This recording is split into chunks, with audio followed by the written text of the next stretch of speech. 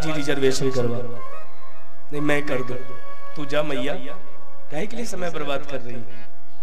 तीर्थ में जाकर भी यदि चिंतन दुनिया का बना रहा तो तीर्थ में जाना भी आपका निरर्थक हो जाएगा।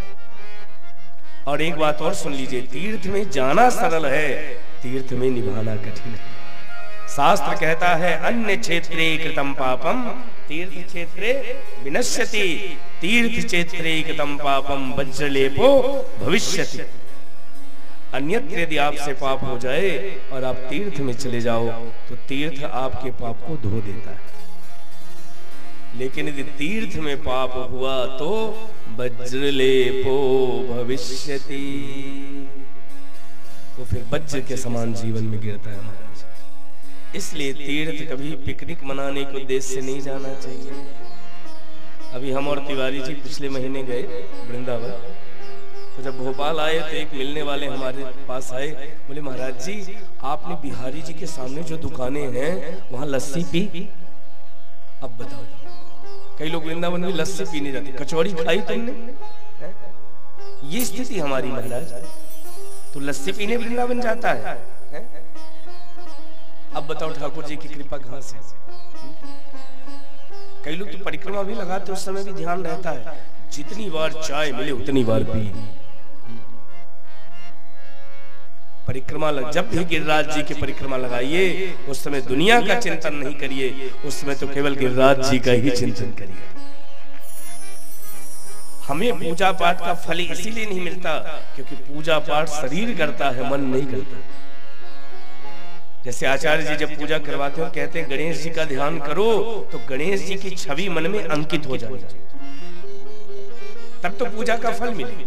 जब वो कहते हैं गणेश जी को स्नान करवाओ तो आपको ऐसा भाव लगाना चाहिए कि मैं स्वयं हाथों से गणेश जी को स्नान करवा रहा हूं। जब तिलक लगाने के लिए कहें तो ऐसा भाव रखें कि मानो गणेश जी के मस्तक पर ही तिलक लगा रहा हूं। आरती करने के लिए कहें तो ऐसा भाव हो कि वो तो मेरे सामने बैठे हैं और मैं आरती उतार रहा हूं। जिस दिन इस भाव से पूजा करना प्रारंभ कर दिए फिर भगवान कृपा ना करे तो कहना,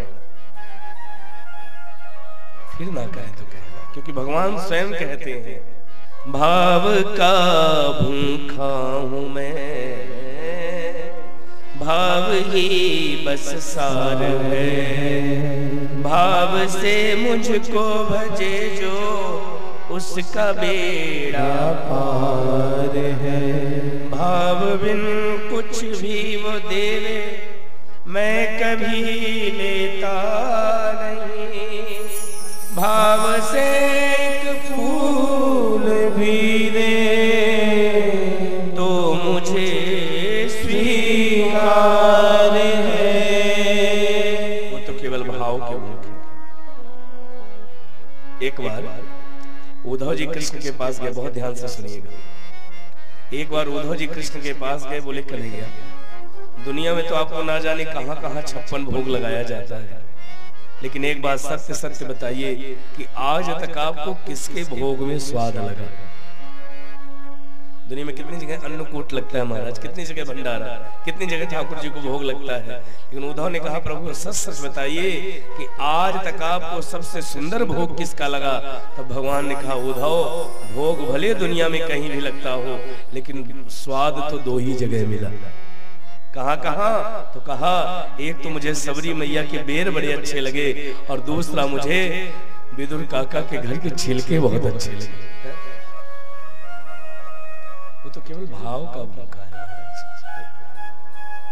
इसलिए भक्ति में यदि भाव नहीं है तो फिर वो भक्ति किसी काम की नहीं है। ये जितना खेल है तो भाव का ही है। तो आइए मुख्य विषय में प्रवेश करें, उसके पूर्व 2 मिनट भगवान का नाम ले लें और फिर आज की कथा में प्रवेश करें। और एक बड़ा सुंदर भाव, हे माधवा हे माधवा गोपी कवल